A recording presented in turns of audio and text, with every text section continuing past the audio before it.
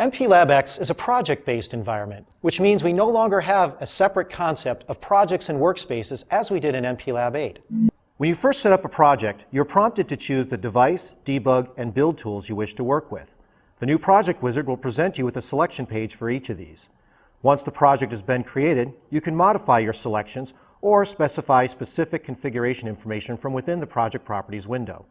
Although you've selected a specific tool, no interaction will take place until it is needed. For example, the compiler is only called when you build a project. Similarly, no connection to the hardware tool is established until you debug your project or program the device.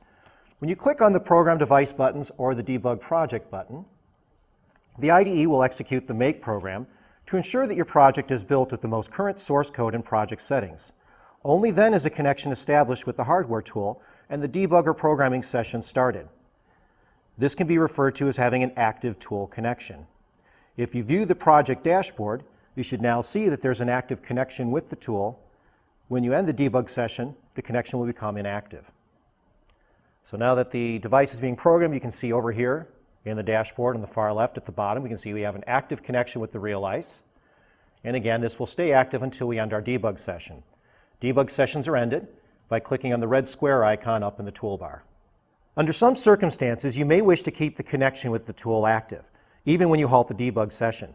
To do this, you can select an option under the Tools Options menu, then select the embedded icon and the Generic Options category, and then check the Maintain Active Connection to Hardware tool checkbox.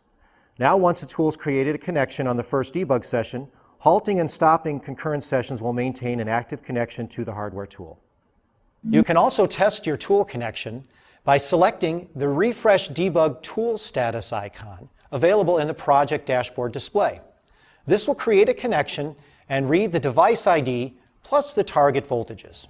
For MPLAB X TV, I'm Rob Ostapik.